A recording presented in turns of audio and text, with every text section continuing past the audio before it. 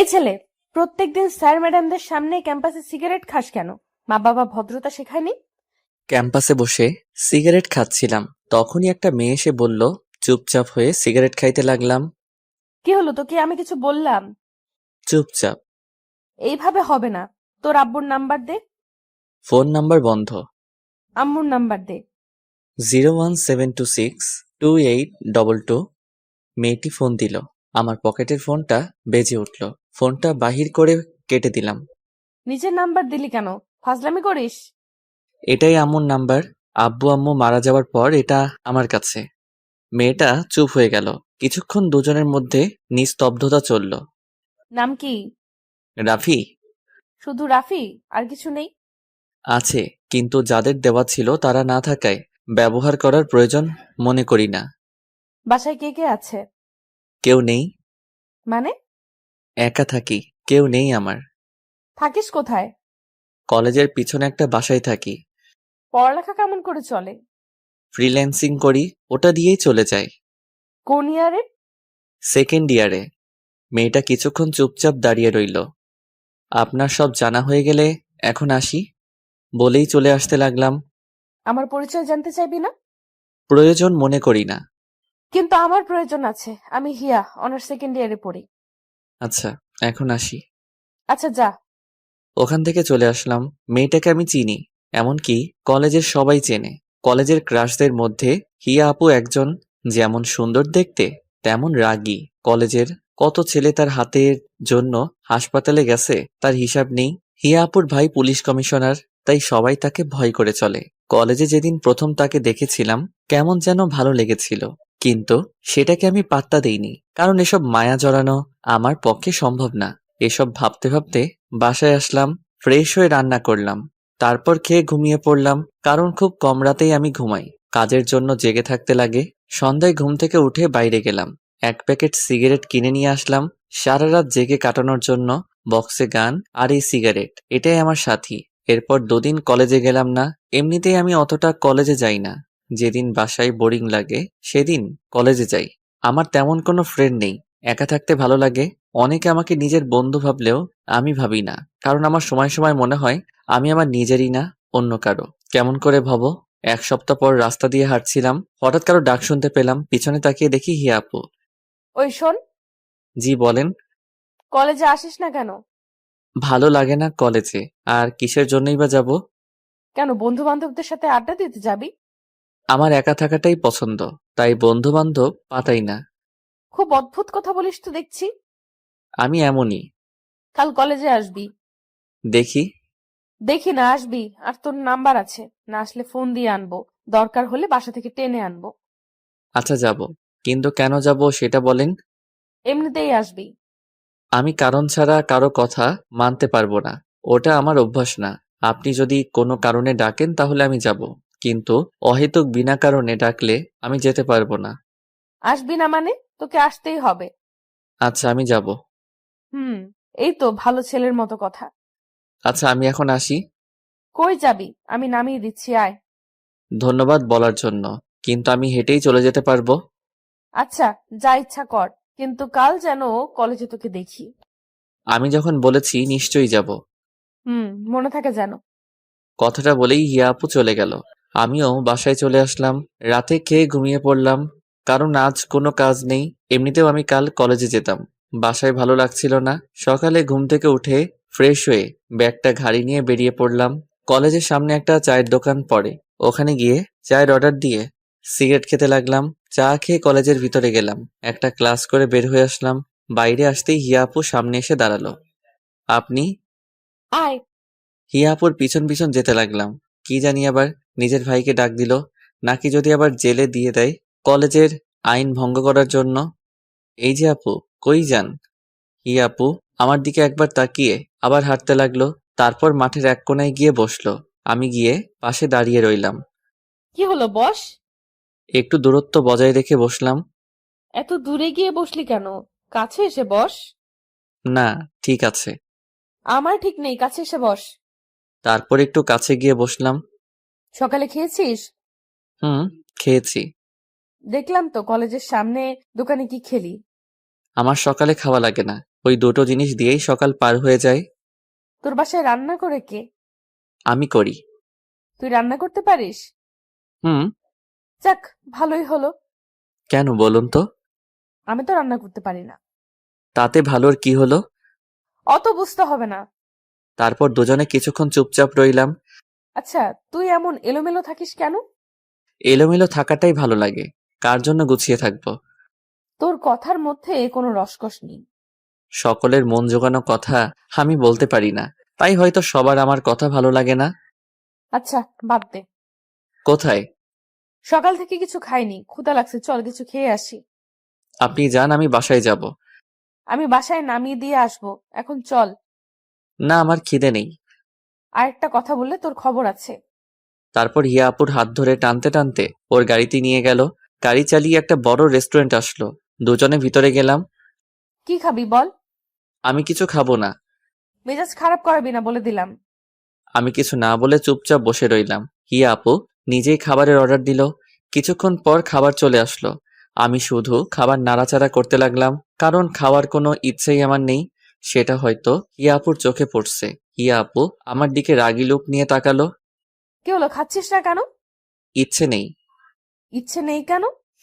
জানি না।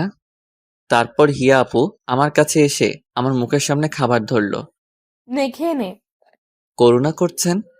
করোনার কি দেখলি? যা করছেন সবই তো করুণা। না হলে একদিনের চেনা জানায় আপনি আমাকে এখানে খাওয়াইতে নিয়ে আসতেন। এটা করুণা ছাড়া কি? হিয়া আপু রাগ করে সব খাবারে জল ঢেলে দিল। চল, খেতে হবে না তোকে। বিল দিয়ে আমার হাত ধরে টানতে টানতে বাইরে নিয়ে আসলো। যা, বাসায় চলে যা। আমি কিছু না বলে ওখান থেকে হাঁটতে ধরলাম। কি মেরে, নিজে ডাকলো আবার নিজেই তাড়িয়ে দিল। বড়লোক তো তাই মনে হয়। অন্যের রেসপেক্ট নিয়ে চিন্তা করে না, শুধু নিজের চালাতে চাই। কি জন্য যে কলেজে আসলাম। বাসায় গেলাম না, ভালো লাগছিল না, তাই আর বাসায় গেলাম না। দুইটা সিগারেট কিনে নদীর পাড়ে গিয়ে বসলাম। সিগারেট ধরিয়ে গাছের নিচে বসে নদীর বয়ে চলা দেখতে লাগলাম। একটু পর ফোনটা বেজে উঠল। Unknown number. ফোনটা রিসিভ করার পর ওপাশ থেকে একটা মেয়েলি কণ্ঠ শুনতে পেলাম। কথা শুনে বুঝতে পারলাম হিয়া আপু। কই আছিস? কে আপনি? কই আছিস সেটা বল, এসে দেখাচ্ছি আমি কে। নদীর ধারের গাছের নিচে বসে আছি। দাঁড়া, আমি আসছি, কোথাও যাবি না। 5 মিনিট পর হিয়া আপু আসলো। এখানে কি করিস? বসে আছি, কেন বলুন তো? হাতে ওটা কি? ফোন। ওই হাতে কি? সিগারেট। হিয়া আপু সিগারেটটা নিয়ে ফেলে দিল। আর কোনো দিনও যেন আমার সামনে সিগারেট খাওয়া না দেখি। কিছু না বলে চুপ করে রইলাম। বাসায় যাবি না? বাসায় গিয়ে কি করব? কেন, রেস্ট নিবি? বাসায় যাওয়ার ইচ্ছে করছে না। হিয়া আপু আমার পাশে বসে পড়ল। সরি। কেন বলুন তো? তখন তোকে রাগ দেখানোর জন্য। বাদ দেন, অভ্যাস আছে। আমি কিছু মনে করিনি। আসলে তুই তখন ওই কথাটা বলার পর মেজাজটা খুব খারাপ হয়ে গিয়েছিল। ভুল তো কিছু বলিনি। হিয়া আপু আমার দিকে তাকালো। কি বলবি বল, কিন্তু এই কথাটা যেন তোর মুখে আর কোনোদিন না শুনি। আপনি বাসায় যাবেন না? যাব, পরে। কিন্তু তুই আমাকে আপনি করে বলছিস কেন? তাহলে কি করে বলবো? তুমি করে বলবি। আপনি আমার সিনিয়র। আপনাকে আপনি বলেই ডাকা আমার মনে হয় উচিত। বলছি না, আপনি বলবি না, কানে কথা যায় না। হিয়া আপুর চিল্লানি শুনে বুকটা কেঁপে উঠল। খুব ভয় পেয়ে গেছিলাম। আচ্ছা, ডাকবো না। মনে থাকে যেন। অনেকক্ষণ ধরে দুজনে চুপচাপ বসে রইলাম। নদীর ধারে হালকা বাতাস বইছে, খুব সুন্দর লাগছে। জানেন, আমার বাবা আমাকে ছোট থাকতে বিকেল করে প্রতিদিন এখানে ঘুরতে নিয়ে আসতেন। মন খারাপ করিস না। হঠাৎ করেই হিয়া আপু আমার কাঁধে মাথা রাখলো। ব্যাপারটা খুব অদ্ভুত লাগলো। আমি চুপ করে রইলাম। আজ থেকে কখনো নিজেকে একা মনে করবি না। এখন থেকে সব সময় আমাকে তোর পাশে পাবি, কথা দিলাম। আমি কিছু না বলে একটা মুচকি হাসলাম।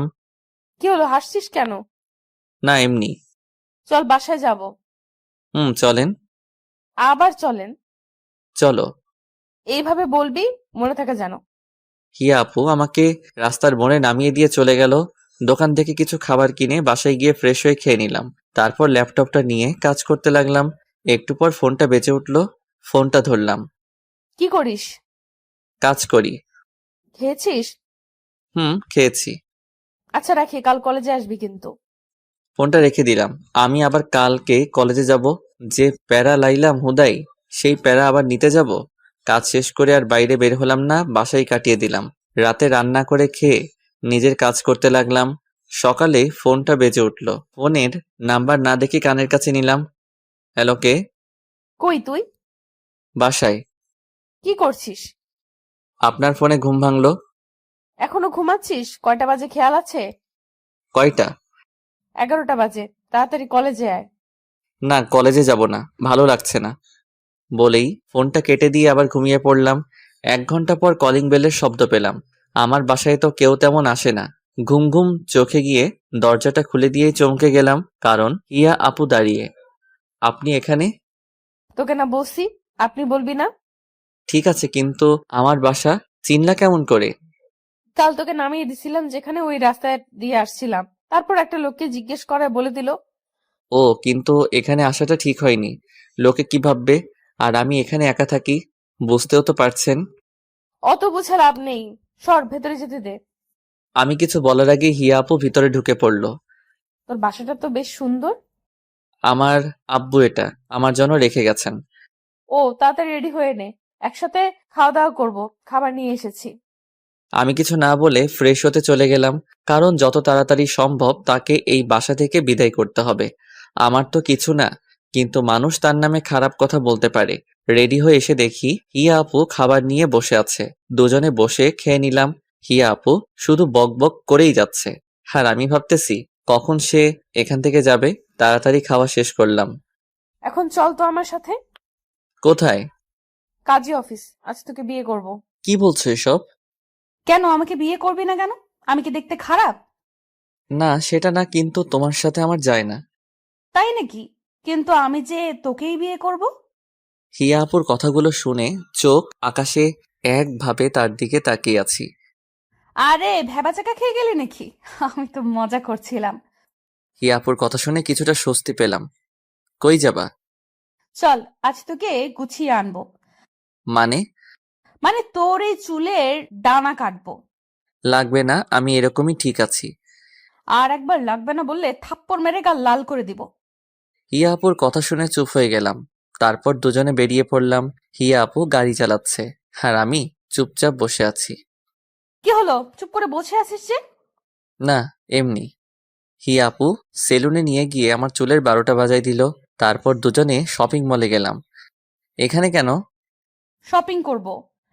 ও আচ্ছা, কি কিনবেন? আবার আপনি বলিস? ও সরি, আসলে আমার আপনি বলাটাই বেশি ভালো লাগে। আর একবার বলে দেখিস, দাঁত ভেঙে দিব। আচ্ছা বাদ দেন, কি কিনবা তাড়াতাড়ি কিনো। আমি নিজের জন্য কিনবো। কে বলল তোর জন্য কিনবো? কেন? আমার জামা কাপড়েও কি সমস্যা? না, তা নয়। তাহলে? এমনিতেই আমার ইচ্ছে হয়েছে তাই। কিন্তু আমার লাগবে না। বেশি কথা বলবি না। তারপর হিয়া আপু নিজে পছন্দ করে শার্ট প্যান্ট কিনলো। আমি গিয়ে বিল দিয়ে দিলাম। হিয়া আপু বিল দিতে গিয়ে ঘুরে আসলো। তোকে বিল দিতে কে বলছে? কেন? আমার জিনিস তাই, আমি টাকা দিলাম। কেন? আমি কি বলছি তোকে টাকা দিতে? বলার কি আছে? আরেকদিন যদি পাকনামি করিস তাহলে বুঝতে পারবি। চল এখন। হিয়া আপু আর কোনো কথা বলল না। রেস্টুরেন্টে গিয়ে হিয়া আপু কোনো কথা বলছে না, মুখে রাগের ছাপ দেখা যাচ্ছে। হিয়া আপু ধীরে ধীরে আমার জীবনটাকে নিয়ন্ত্রণ করতে শুরু করে দিয়েছে। প্রথমের দিকে খারাপ লাগলেও তার শাসনগুলো এখন খুব ভালো লাগছে। পুরনো কিছু স্মৃতি তাজা করে দিচ্ছে। এখনো রাগ করে আছো? কি হলো? সরি, আমি বুঝতে পারিনি। হিয়া আপু আমার দিকে তাকালো। হয়েছে, আর সরি বলতে হবে না। তারপর খাওয়া দাওয়া করে বেরিয়ে আসলাম। এবার টাকা দিতে গেলাম। না, ফ্রিতে বকা খাওয়ার শখ নেই আমার। হিয়া আপু আমাকে বাসায় নামিয়ে দিয়ে চলে গেল। বিকেলে আর বাসা থেকে বের হলাম না। কাজ ছিল, তাই রাতে খাওয়া দাওয়া করে ঘুমিয়ে পড়লাম। সকালে ফোনের রিংটং শুনে ঘুম ভেঙে গেল। ফোনটা হাতে নিয়ে দেখি হিয়া আপুর ফোন। হ্যালো আপু। কই তুই? বাসায়। তাড়াতাড়ি ক্যাম্পাসে আয়। ফ্রেশ হয়ে কলেজে গেলাম। কলেজে ঢুকতেই অনেকেই হা হয়ে তাকিয়ে আছে। নিজেকেই কেমন যেন লাগছে, কারণ নিজের স্টাইল চেঞ্জ করেছি। অগোছালো ছেলেটা আজ ফিটফাট হয়ে কলেজে এসেছে, তাই হয়তো সবাই তাকিয়ে আছে। আমি হিয়া আপুকে খুঁজতে লাগলাম। একটু পর হিয়া আপুকে দেখলাম। 3-4টা মেয়ের সাথে একাডেমিক ভবনের দিকে যাচ্ছে। আমি ডাক দিলাম, হিয়া আপু। আমার ডাক শুনে পিছনে ফিরে তাকালো। আমি ওদের কাছে গেলাম। কই যাও? চুপচাপ। ছেলেটা কে রে? দেখতে তো খুব কিউট। হিয়া আপু তখন তার বান্ধবীর দিকে রাগি ঢুকে তাকালো। তোরা যা, আমি পরে তোদের সাথে কথা বলছি। হিয়া আপুর বান্ধবীরা হিয়া আপুর চেহারা দেখে বুঝতে পারছে হাবভাব, তাই কিছু না বলে চলে গেল। এই ছেলে, তোমাকে দেখতে না খুব কিউট লাগছে। যেতে যেতে হিয়া আপুর বান্ধবী বলল। হিয়া আপু চত্বরে গিয়ে বসে পড়ল। আমি দুইজন বসার মতো দূরত্ব রেখে বসলাম। দুজনে চুপচাপ। এত রাগ কিসের কে জানে। আমি তো আজ আপনি করেও বলিনি, কিন্তু হিয়া আপুকে রাগি লুকে অনেক কিউট লাগে। আমি কিছুদিনে লক্ষ্য করেছি হিয়া আপু রাগলে গাল দুটো লাল হয়ে যায়। আপু আজ এত রেগে কেন? কি হলো বলছো না যে? আমি তো আজ আপনি করে বলিওনি, তাহলে রাগ করে আছো যে? তোর কি কেউ আসবে? আমার আবার কে আসবে? তাহলে মধ্যে যে এত বড় জায়গা ফাঁকা করে রেখে বসে আছিস? আরে পাশে বসলেই সবাই নেগেটিভ মাইন্ডে নিবে, কেউ ভাববে না যে তুমি আমার আপু লাগো। হিয়া আপু আমার কলার ধরে নিজের পাশে টেনে বসালো। আমি তোর কি লাগি ভালো করে বল। তুমি আমার সিনিয়র, সেই হিসেবে আপুই তো হওয়ার কথা। আরেকদিন যদি এই আবাল মার্কা কথা বলেছিস তাহলে তোর খবর করে দেব, বলদ কোথাকার। তখন হিয়া আপুর বান্ধবী কোথা থেকে এসে যেন পাশে বসলো। হিয়া আপু রেগে আগুন হয়ে গেল, আমার হাত ধরে নিজের পাশে বসালো। রিফা, তুই এখানে? কেন? আসা যাবে না নাকি? আমি কি সেটা বলেছি নাকি? আসলে একা একা ভালো লাগছে না, তাই তোদের সাথে গল্প করতে চলে এলাম। ও খুব ভালো তো। ছেলেটা কে? ও দাঁড়া, পরিচয় করিয়ে দেই। রাফি, এ হচ্ছে আমার বড় আপু রিফা। আজ থেকে ওকে বড় বোনের মতো সম্মান দিবি, ঠিক আছে? আর রিফা, এ হচ্ছে রাফি। আজ থেকে ওকে নিজের ভাইয়ের মতো দেখবি। কি বলছিস সেই সব? ঠিকই তো বললাম। আমি শুধু ওদের কথা শুনছি। তারপর রিফা হিয়া আপুকে সাইডে নিয়ে গেল। দুজনে কি যে কথা বলছে, কিন্তু দূর থেকে যা বুঝলাম খুব ঝগড়া করছে। এক পর্যায়ে হিয়া আপু কি যেন বলল, আর রিফা আপু ওখান থেকে চলে গেল। আর আপু আমার কাছে আসলো। এতক্ষণ লাগে আসতে? কি কথা বলল আপু? হিয়া চুপচাপ পাশে বসে পড়ল। কি হলো, কিছু বলছো না যে? শোন, কাল থেকে তুই কলেজে আসবি না। কেন? তাহলে রিফা তোর সাথে কথা বলতে পারবে না। কিন্তু কথা বললে কি সমস্যা? সমস্যা আছে, ওর কথার দাম নেই। আমি কথা না বললেই তো হলো, তাতে কলেজ না আসার কি হলো? সেটাও কথা। তুই রিফার সাথে কথা বলবি না, বল, এমনকি কোনো মেয়ের সাথে কথা বলবি না, ঠিক আছে? আর যদি দেখি তাহলে তোর একদিন কি আমার একদিন। কি বলবো ভেবে পাচ্ছি না। হিয়া আপুর এমন আচরণ আমায় বেশ অবাক করছে। কি হলো, মনে থাকবে তো? হুম, থাকবে। এই তো ভালো ছেলে। চল এখন ক্লাসে যা। হিয়া আপু নিজের ক্লাসে গেল, আমি আমার ক্লাসে চলে গেলাম। এভাবেই 1 মাস পার হয়ে গেল। হিয়া আপু আমার জীবনটাকে নিজের মতো চালাতে শুরু করলো, যেমন কেউ আপনজন করে। এটা করার অধিকার আমি হিয়া আপুকে অনেক আগেই নিজের মন থেকে দিয়ে দিছি, কারণ আমি মনে মনে হিয়া আপুকে অনেকটা ভালোবেসে ফেলেছি। নিজের এই মনটাকে অনেকবার বোঝাতে চেষ্টা করেছি তার সাথে আমার যায় না, কিন্তু মনটা মানেনি, ছুটে গেছে তার কাছে। আমি জানি আমি যেদিন হিয়া আপুকে আমার ভালোবাসার কথা বলবো সেদিন হয়তো সব শেষ হয়ে যাবে, আর আমি সেটা চাই না। তাই আমি তাকে নীরবে ভালোবেসে যাব, কখনো তার কাছে নিজের ভালোবাসার দাবি নিয়ে যাব না। হয়তো শেষে আমার ভালোবাসাটা এক কোণে পড়ে রয়ে যাবে। কথাগুলো ভাবতে ভাবতে মনটা খারাপ হয়ে গেল। কিরে, মন খারাপ করে বসে আছিস কেন? কই না তো, মিথ্যা বলবি না। তেমন কিছু না আপু। আচ্ছা বাদ দে, আয় তোর সাথে একজনের পরিচয় করিয়ে দেই। আমি হিয়াপুর সাথে গেলাম। হিয়া আপু কাকে যেন ফোন দিয়ে ডাকলো। একটু পর একটা ছেলে বাইক নিয়ে আসলো। রিফা, এ হলো জনি, আমার কাজিন। আর জনি, এ হলো রাফি। হাই। হ্যালো, তুমি তাহলে রাফি? হুম, আপনি আমাকে চিনেন? না, কিন্তু হেয়ার মুখে তোমার কথা অনেক শুনেছি। এই বয়সে তুমি একাই চলাফেরা করো? এটা অনেক ভালো ব্যাপার। সবাই পারে না এটা। আমার আব্বু একটা কথা বলতেন, পাশে যখন কেউ থাকবে না তখন নিজে উঠে দাঁড়াতে হয়। উঠে দাঁড়ানোর সময় কাউকে পাশে পাবি না, তাই নিজে নিজে চলতে শিখতে হবে। আর আমি একাই চলতে শিখে গেছি, আর সামনের দিনগুলোতেও একাই হয়তো থাকতে শিখে যাব। কথাটা বলার পর হিয়া আপু আমার দিকে তাকালো। তারপর তিনজনে বসে অনেক কথা বললাম। তারপর হিয়া আপু জনির বাইকে করে বাসায় চলে গেল, আর আমি আমার বাসায় চলে আসলাম। জনি এখন থেকে আমাদের কলেজেই পড়বে। পরের দিন ঘুম থেকে উঠে ফ্রেশ হয়ে কলেজের দিকে বেরিয়ে পড়লাম। কলেজে ঢোকার আগে চায়ের দোকানে গেলাম, 1 কাপ চা অর্ডার দিলাম। চা আসতে আসতে একটা সিগারেট কিনে ধরালাম। এর মধ্যে হিয়া আপুর ফোন। হ্যালো। কই তুই? এই তো যাচ্ছি। তাড়াতাড়ি আয়। চা আর সিগারেট খেয়ে কলেজে গেলাম। হিয়া আপু মাঠের এক কোণে বসে আছে। আমি হিয়া আপুর থেকে একটু দূরে গিয়ে বসলাম। হিয়া আপু আমার কাছে চেপে আসলো। আমি চুপচাপ আছি। তোকে কতবার বলেছি সিগারেট খাস না? তুমি হয়তো একদিন চলে যাবে, কিন্তু এটাই হয়তো আমার পাশে থেকে যাবে। আমার কথাটা হয়তো হিয়া আপু শুনতে পেল। কিছুক্ষণ চুপচাপ আমার দিকে তাকিয়ে রইল। তুই কি কিছুই বুঝিস না? কেন, কি আবার বুঝলাম না? কিছু না। হিয়া আপু মন খারাপ করে বসে রইল। আমি চুপচাপ তার মায়াবী মুখটা দেখতে লাগলাম। তারপর হিয়া আপু উঠে কিছু না বলে চলে যেতে লাগলো। আমি পিছন থেকে ডাক দিলাম, কিন্তু শুনলো না। নিজের গাড়িতে গিয়ে বসলো। আমি গাড়ির সাইডে দাঁড়িয়ে রইলাম। কিছুক্ষণ গাড়ির গ্লাস খুললো, চোখ দুটো লাল হয়ে আছে। ওঠ, বাসায় নামিয়ে দিই। আমি উঠে বসলাম। হিয়া আপু আমাকে নামিয়ে দিয়ে চলে গেল। অন্যদিন আসার সময় হাজারটা কথা বলবে, কিন্তু আজ একটাও কথা বলল না। এরপর কাজের চাপে 1 সপ্তাহ কলেজে যাওয়া হলো না। 1 সপ্তাহ পর কলেজে গিয়ে দেখলাম হিয়া আপু আর জনি বসে আছে। দুজনে বসে আছে আর হেসে হেসে কথা বলছে। আজ হিয়া আপু কলেজে আসলো, তবু একবার ফোন দিল না। খুব অবাক হলাম। এই কয়দিন অনেকবার দেখা করতে বলেছে, কিন্তু এই 1 সপ্তাহে প্রায় সারা দিন ল্যাপটপ নিয়ে বসে থাকতে হয়েছে। অনেক বড় একটা ক্লায়েন্ট পাওয়ায় কাজ অনেক বেশি ছিল।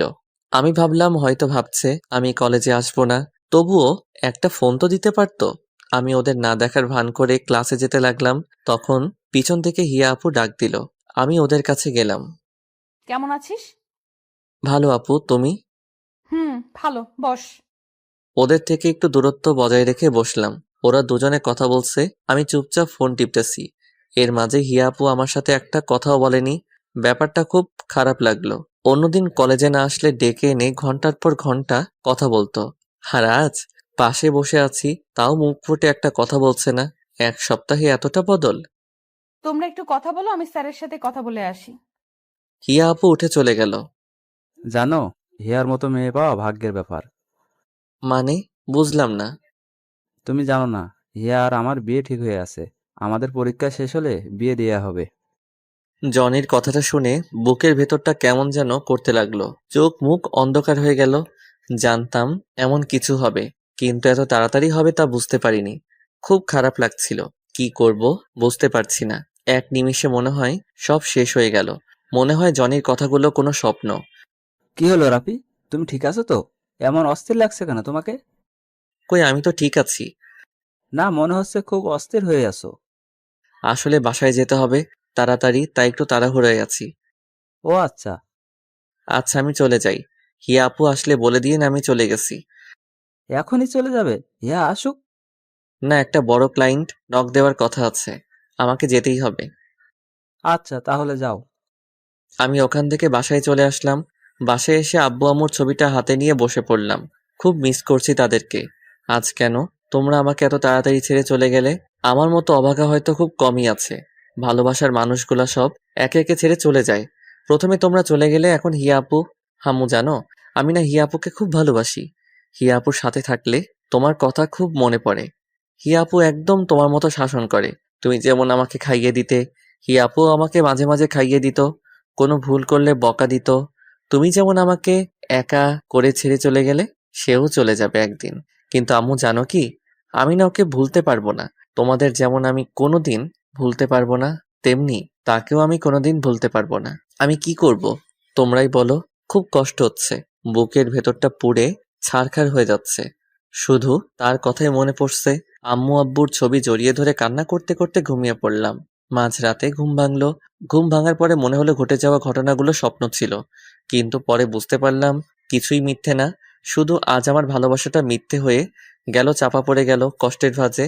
ঘুম থেকে উঠে যখন বুঝতে পারেন যে প্রিয় মানুষটা আর আপনার জীবনের অংশ হবে না, তখন যন্ত্রণার সীমানা থাকে না।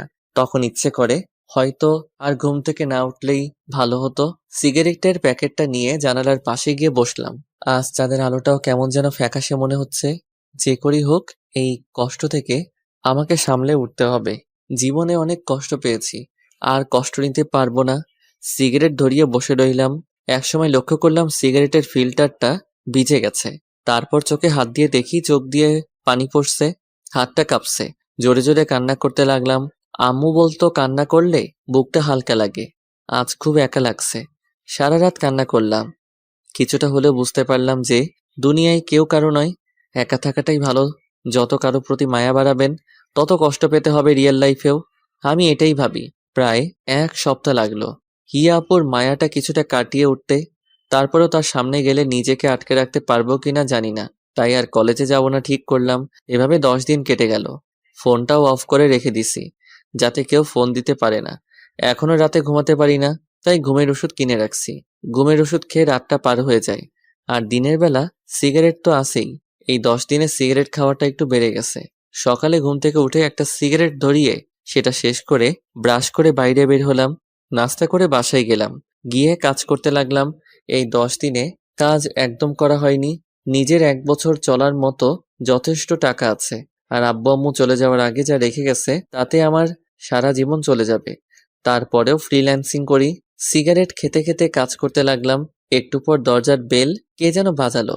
দরজা খুলে দিতেই সামনে দেখি হিয়া আপু দাঁড়িয়ে। হাত উঠালো মারার জন্য, তারপর কি যেন ভেবে হাতটা নামিয়ে নিল। চোখের নিচে কালো দাগ পড়ে গেছে। কেমন আছিস? ভালো আপু, তুমি? ভালো। কেমন শুকিয়ে গেছিস? খাওয়া দাওয়া করিস কি না?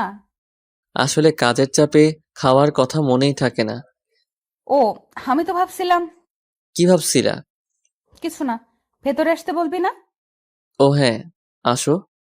হিয়া আপু ভিতরে এসে চারদিকে তাকালো। এটা বাসা নাকি সিগারেটের দোকান? যেখানে সেখানে সিগারেটের প্যাকেট। আর এত গন্ধ কেন? আসলে অনেকদিন ধরে পরিষ্কার করা হয়নি তো। ও, আজকেই এগুলো সাফ করব, চল। কি বলছো আপু? তোমার হবু বর দেখলে আমাকে মেরে ফেলবে। হবু বর মানে? জনি ভাই আমাকে সব বলেছেন যে তোমাদের বিয়ে ঠিক হয়ে আছে। তুই কথাটা শুনে খুব খুশি হয়েছিস না? অবশ্যই। কাজের চাপে তোমাকে শুভেচ্ছা জানানোর তো কথা মনেই নেই। এখন বলছি, অনেক অনেক শুভেচ্ছা। জনি ভাইয়ের মতো একজন মানুষ জীবন সাথী হিসেবে পাওয়া খুব ভাগ্যের ব্যাপার। চল আমার সাথে, আজ কলেজে যাবি। আমি কলেজে গিয়ে কি করব? কলেজে গিয়ে আমার কেউ নেই। কার সাথে আড্ডা দিব বলো? কেউ নেই? আমার জানা মতে তো কেউ নেই। তুমি যাও। জনি ভাই হয়তো তোমার জন্য অপেক্ষা করে আছে। কলেজে দেরি করে গেলে হয়তো অভিমান করতে পারে। আমার কথাটা শুনে হিয়াপুর মুখটা শুকিয়ে গেল। কিছু না বলেই চলে গেল। আমি একটা সিগারেট ধরিয়ে ওখানে বসে পড়লাম। মাথাটা খুব ব্যথা করতেছে। সন্ধ্যার দিকে ব্রিজে গিয়ে বসলাম। ব্রিজের রেলিংয়ে বসে আছি। তখন সামনের দিক থেকে কেউ একজন ডাক দিল। গাড়ি চলাচল করায় ভালোভাবে দেখতে পারছিলাম না। গাড়িগুলো সরে যাওয়ার পর দেখলাম একটা মেয়ে আমার দিকে আসছে। কেমন আছো? ভালো, কিন্তু আপনাকে চিনলাম না।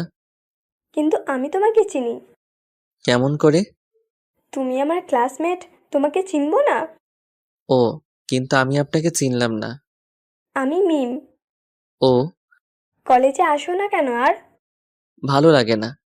কাল থেকে আসবে, মনে থাকে যেন। দেখি। দেখি না, আসতেই হবে। তোমার নাম্বারটা দাও। কেন? দিতে বলেছি, দাও। ফোন বের করার সাথে সাথে হিয়াপুর ফোন। হ্যালো। কই তুই? ব্রিজের উপর বসে আছি। কেন? দরকার আছে, ওখানেই থাক, আমি আসছি। বলেই হিয়াপু ফোনটা কেটে দিল। তারপর মিমকে নাম্বার দিয়ে ওর সাথে কথা বলছিলাম। কথা বলার ইচ্ছে করছিল না, কিন্তু মুখের উপর কেমন করে চলে যেতে বলি। নিজে থেকে কথা বলতে এসেছে, চলে যেতে বললে ওর সম্মানে লাগবে, কিন্তু কথা বলতে খুব বিরক্ত লাগছিল। হঠাৎ হিয়াপুর গাড়ি এসে দাঁড়ালো। হিয়াপু বাইরে বেরিয়ে আসলো। আমাকে মিমের সাথে দেখে মুখের ভাব ভঙ্গিমা বদলে গেল। আমার কাছে আসলো। চল, দরকার আছে। দাঁড়াও একটু। আমি মিমের সাথে আরেকটা কথা বলার আগেই হিয়া আপু আমাকে টেনে গাড়ির ভিতরে বসালো আর গাড়ি চালাতে লাগলো। তোকে না বলছি কোনো মেয়ের সাথে কথা বলবি না? আমি বলিনি, আর ও নিজে থেকে কথা বলতে এসেছিল। তারপরও তুই কথা বলবি না? হিয়া আপুর কাছে আসলেই কেমন যেন দুর্বলতা কাজ করে। কোথায় যাচ্ছি? মার্কেটে। কেন? কাল আমার জন্মদিন, তাই ড্রেস কিনবো, আর তুই সেটা পছন্দ করে দিবি। আমি পছন্দ করে দিব কেন? তোমার হবু বর পছন্দ করে দিবে। খোটা মারা কথা গেল না তোর? খোটা মারা কথায় আবার বললাম, যেটা সত্যি সেটাই বললাম। হিয়া আপু আর কোনো কথা বলল না। মার্কেটে গিয়ে হিয়া আপু ড্রেস দেখতে লাগলো। একটা নীল কালারের ড্রেস দেখে খুব পছন্দ হলো। হিয়া আপু হয়তো সেটা লক্ষ্য করলো, তাই ড্রেসটা কিনলো। হিয়া আপু বিল দিতে দিতে আমি একজোড়া পায়েল আর একজোড়া ঝুমকো কিনলাম। তারপর সেগুলো চুপ করে হিয়া আপুর ব্যাগে রেখে দিলাম। হিয়া আপু আমাকে বাসার সামনে নামিয়ে দিল। আমি বাসার ভিতরে ঢুকতে যাব, তখনই আবার ডাক দিল। আমি হিয়া আপুর কাছে গেলাম। শোন, কাল আমি কলেজে যাব না, কিন্তু সন্ধ্যায় তোকে নিতে জনি আসবে। এখানে ওর সাথে আমার বাসায় চলে আসবি। আর তুই না আসলে কাল সত্যিই তোর কপালে মাইর পড়বে। কথাটা বলার পরেই হিয়া আপু চলে গেল। পরের দিন সকালে ঘুম থেকে উঠে কলেজে গেলাম না। গিফট তো হিয়া আপুকে দিয়েই রেখেছি, তাই যাওয়ার কোনো প্রয়োজন হয় না। আর আমি ওর কাছে গিয়ে মায়া বাড়াতে চাই না, যতটা সম্ভব দূরে থাকতে হবে।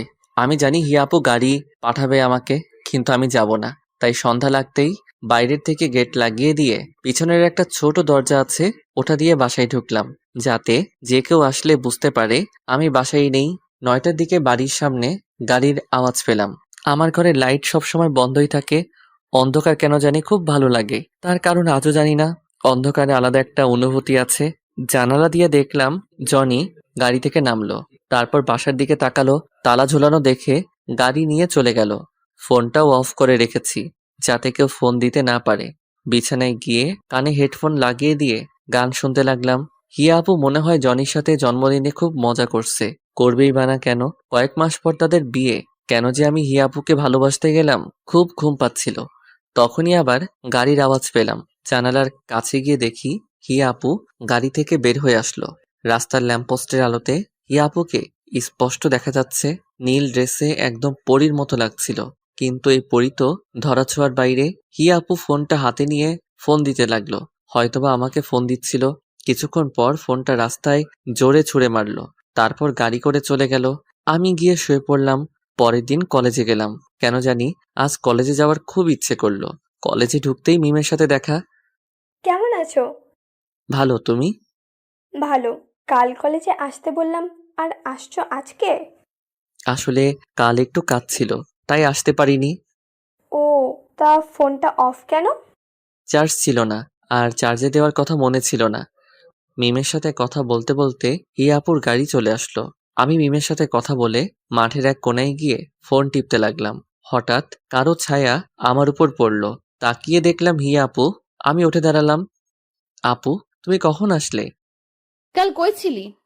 ল্যাপটপটা সার্ভিসিং করতে গিয়েছিলাম, আসতে আসতে দেরি হয়ে যায়। মিথ্যা কথা বলবি না। তুই কি মনে করেছিস আমি তোকে জানালার কাছে দেখিনি? তুই আমার সাথে এমনটা করলি? কত আশা নিয়ে বসেছিলাম আমি তোর জন্য। আজ থেকে তুই আমার সাথে কথা বলবি না। সেটাই হয়তো ঠিক হবে। আপনার সাথে কথা বললে হয়তো আপনার হবু বর খারাপ মনে করতে পারে, আর আপনাদের সম্পর্কের মধ্যে তিক্ততা আসতে পারে। তাই আমার মতো একটা বখাটে খারাপ ছেলের সাথে না মেশাই ভালো। হিয়া আপু কিছু বলছে না। হিয়া আপুর চোখের দিকে তাকিয়ে দেখলাম চোখ দিয়ে পানি বয়ে পড়ছে। কারণটা এখনো অজানা। হিয়া আপু আর কিছু না বলে চলে গেল। আমি আর ওখানে না থেকে বাসায় চলে আসলাম। আবার আগের মতো হয়ে গেলাম। সেই কলেজে গিয়ে আগের মতো সিগারেট খাওয়া, কারো পরোয়া না করা, একা চলা, কোনো মায়ায় না জড়ানো। 3 দিন পর মাঠের কোনায় বসে নোট করছিলাম, সাথে একটা সিগারেট খাচ্ছিলাম। তখন দেখলাম হিয়া আপুর গাড়ি এসে মাঠের মাঝখানে দাঁড়ালো। হিয়া আপু গাড়ি থেকে বেরিয়ে আসলো, হয়তো আমাকে দেখতে পারিনি। আমি নিজের মতো নোট করতে লাগলাম। কিছুক্ষণ পর সামনের দিকে তাকিয়ে দেখি হিয়া আপু আমার দিকে তাকিয়ে আছে। চোখ মুখ শুকিয়ে গেছে, চোখের নিচে কালো দাগ। হিয়া আপুকে দেখে একবার সিগারেটটা ফেলে দিতে চাইলাম, কিন্তু কি যে মনে হলো, ফেলে না দিয়ে মাথাটা নিচু করে নোট করতে লাগলাম। হিয়া আপু সেখান থেকে চলে গেল। আমি একটু পর বাসায় চলে আসলাম। এরপর প্রতিদিন কলেজে গেলাম হিয়া আপুকে একটু আড়াল থেকে দেখার জন্য। প্রতিদিন নিজের মনকে বলি কাল আর যাব না, কিন্তু পরের দিন ঠিকই কলেজে চলে যাই। হিয়া আপু কলেজে আসে চুপচাপ মন মরা হয়ে বসে থাকে। জনিকে দেখি তার সাথে বসে থাকতে। প্রতিদিন কলেজে গেলে মিম মেয়েটা হঠাৎ বলতে আসবে, হিয়া আপু মাঝে মাঝে আমার সাথে ওকে কথা বলতে দেখে তাকিয়ে থাকে। হয়তো মেয়েটাকে আমার সাথে কথা বলতে নিষেধ করতে চাই। আমি খারাপ হয়তো, সেই জন্য আমিও যতটা সম্ভব মিমের থেকে দূরে থাকি। এভাবে 15 দিন কেটে গেল। আজ 5 দিন হলো আর কলেজে যাই না। আজ কলেজে যেতে কেন জানি খুব মন চাইলো। ব্যাগটা নিয়ে কলেজে গেলাম। কলেজে গিয়ে চোখ দুটো কাকে জানি খুঁজছিল, কিন্তু তাকে খুঁজে পাচ্ছিল না। কলেজের চত্বরে বসেছিলাম, একটু পর একটা পুলিশের গাড়ি এসে দাঁড়ালো। গাড়ি থেকে একজন পুলিশ অফিসার নেমে এসে চারদিকে দেখতে লাগলো, তারপর আমাকে দেখে আমার দিকে আসতে লাগলো। বুকের ভিতরটা কেমন যেন করছিল, মনে হচ্ছিল দৌড় দিয়ে পালিয়ে যাই, কিন্তু আমি তো কোনো দোষ করিনি, তাই চুপচাপ বসে রইলাম। পুলিশ অফিসারটি আমার কাছে আসলো। তোমার নাম রাফি? জি। তোমাকে আমার সাথে যেতে হবে, চলো। কিন্তু কেন? আর আপনি কে? আমি হিয়ার ভাইয়া। ও, কিন্তু কেন যাব? গেলেই বুঝতে পারবে। কিন্তু কোথায়? আমাদের বাসায়। আচ্ছা চলুন। হিয়া আপুকে দেখার খুব ইচ্ছে করছিল, আর মনে মনে খুব ভয় হচ্ছিল হিয়া আপু কি এমন করলো যে হিয়া আপুর ভাই আমাকে তাদের বাসায় নিয়ে যাচ্ছে। কিছুক্ষণ পর হিয়া আপুদের বাসায় গিয়ে পৌঁছালাম। বাসার ভিতরে গেলাম, হিয়া আপুর ভাইয়া আমাকে বসতে বলে কোথায় যেন গেলেন। আমি সোফায় বসে রইলাম।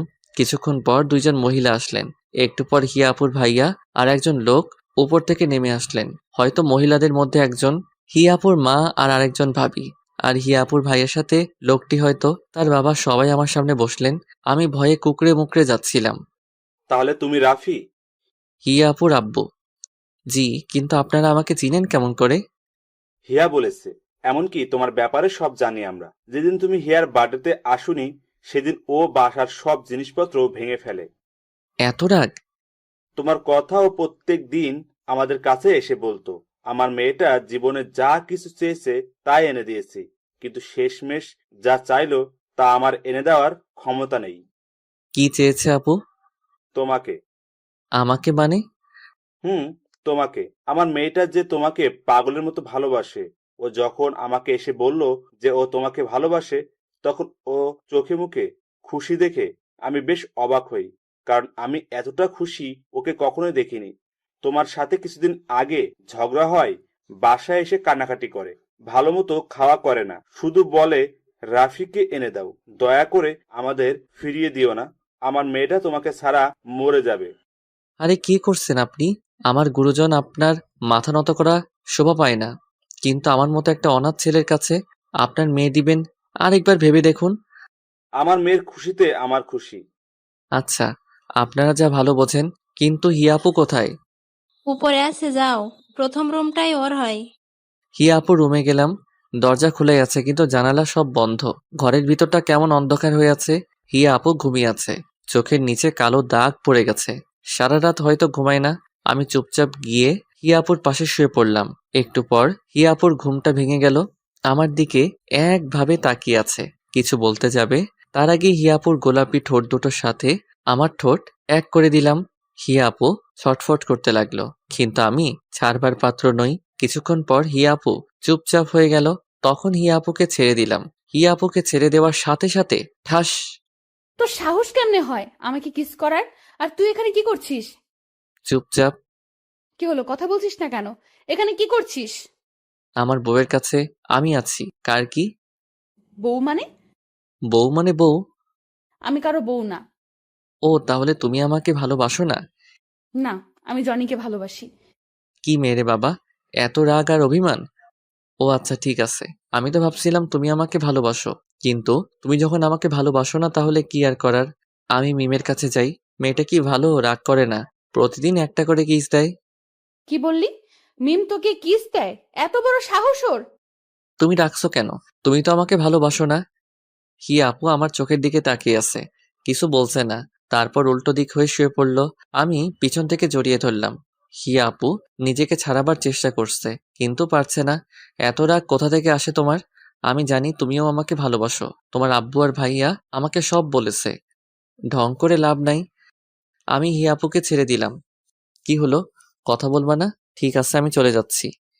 হিয়া আপু আমার দিকে ঘুরে আমাকে জড়িয়ে ধরল। খুব ভালোবাসি তোকে, নিজের থেকেও বেশি। কেন বুঝিস না তুই? তুমি তো আমাকে বলছিলা তোমার আর জনির বিয়ে ঠিক হয়ে গেছে। সেটা তো তোর মুখ থেকে শোনার জন্য যে তুই আমাকে ভালোবাসিস। ওটা শুধু একটা নাটক ছিল। জানো, যেদিন জনি আমাকে বলল যে তোমাদের বিয়ে ঠিক হয়ে গেছে, সেদিন মনে হচ্ছিল সারা জীবনের জন্য কিছু একটা হারিয়ে যাচ্ছে। খুব কষ্ট হয়েছিল সেদিন। তাহলে বললি না কেন? যদি তুমি ছেড়ে চলে যেতে।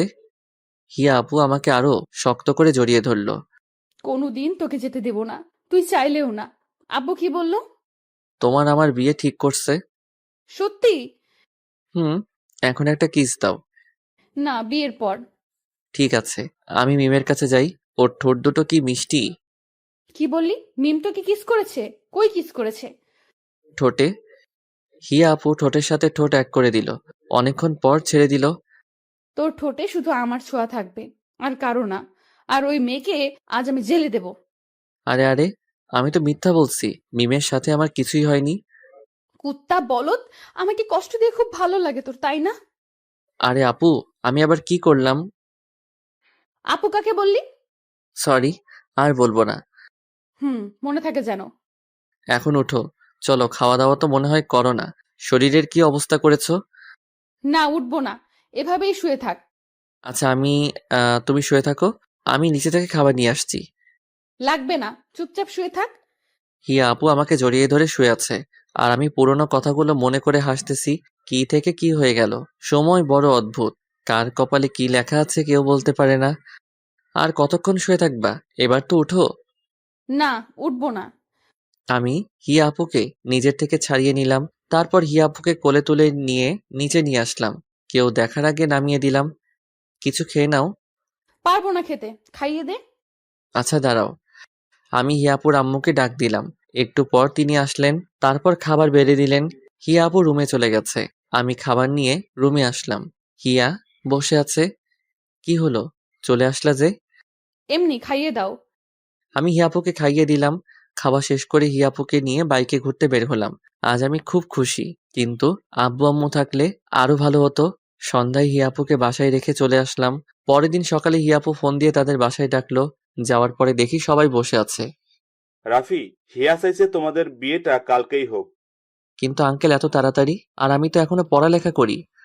সেটা আমিও ওকে বললাম, আগে তুমি পাশ করো, একটা চাকরি করো, কিন্তু কিছুতেই মানতে চাচ্ছে না। আঙ্কেল, এটা নয় যে হিয়াপুকে বিয়ে করার পর আমি তাকে ভালোভাবে রাখতে পারবো না। আমার আব্বু আম্মু যা রেখে গেছে তাতে আমি সারা জীবন বসে খেলেও শেষ হবে না। কিন্তু আমি এখন বিয়ে করতে চাচ্ছি না। তখন হিয়াপু সাইডে রাখা ফুলদানিটা ছুঁড়ে মারলো দেওয়ালে। আমি যখনই বলছি কাল বিয়ে হবে, তার মানে কালকেই বিয়ে হবে। আর বিয়ে না হলে আমি কিছু একটা করে ফেলবো, আর তার দায়ী তোমরা হবে। কথাটা বলেই হিয়াপু উপরে চলে গেল। সবাই চুপচাপ হয়ে গেল। আচ্ছা আঙ্কেল, আপনি বিয়ের ব্যবস্থা করুন। তুমি পারবে বাবা, আমার পাগলি মেয়েটাকে দেখে রাখতে। তোমার কাছে আমরা সারা জীবন ঋণী হয়ে থাকবো। আমি উপরে চলে আসলাম। হিয়া আপু বেলকনিতে গিয়ে দাঁড়িয়ে আছে। আমি হিয়া আপুকে পিছন থেকে জড়িয়ে ধরলাম। হিয়া আপু নিজেকে ছাড়ানোর চেষ্টা করতে থাকলো, কিন্তু পারল না। আমি হিয়া আপুর কানে একটা আলতো করে কামড় দিলাম। হিয়া আপু ধাক্কা দিয়ে দূরে সরিয়ে দিল। আমি হিয়া আপুকে টান দিয়ে নিজের কাছে আনলাম। এত রাগ কোথা থেকে আসে শুনি? কথা বলবি না, সরে যা। কেন, আবার কি করলাম? তখন বিয়ে করতে রাজি হচ্ছিলিস না কেন? আরে, এত তাড়াতাড়ি বিয়ে করে কি হবে? লাগবে না তোর, দূরে যা তুই। পরে তো বললাম বিয়ের আয়োজন করতে। লাগবে না বিয়ে করতে, করবো না আমি বিয়ে। আমি তো করব। বিয়ে না করলে বউয়ের আদর পাবো কেমন করে? হইছে, আর ঢং দেখাবি না, সব জানা আছে। আমি ঢং করি? আর নিজে যে কথায় কথায় রাগ করে, তার বেলা কিছু না। আমি রাগ করি? তা নয় তো কি? মেরে দাঁত ভেঙে দিব। আগে দোষটা করে নেই, তারপর মাইর খাবো। মানে? দাঁড়াও, বুঝাই দিচ্ছি। তারপর হিয়াপু ঠোঁটের সাথে ঠোঁট এক করে দিলাম। 5 মিনিট পর ছেড়ে দিলাম। দাঁত ব্রাশ করে না, মুখে কি গন্ধ! কি বললি? দাঁড়া দেখাচ্ছি। হিয়া আপু আমাকে মারতে আসলো। আমি হিয়া আপুকে মোটকি, বুড়ি এসব বলে রাগাতে লাগলাম। আর হিয়া আপু আমাকে মারার জন্য পিছনে দৌড়াতে লাগলো। এইভাবেই চলতে থাকলো তাদের ভালোবাসা। পরের দিন আমাদের বিয়ে হলো। আমি ভালো হয়ে গেলেও হিয়ার রাগ মোটেও কমেনি। কিন্তু আমার সাথে বেশিক্ষণ রাগ করতে পারে না। হিয়া আমাকে সবসময় আগলে রাখে। আমাকে আব্বু আম্মুর অভাব মোটেও আর বুঝতে দেয় না। এটাই প্রকৃত ভালোবাসা।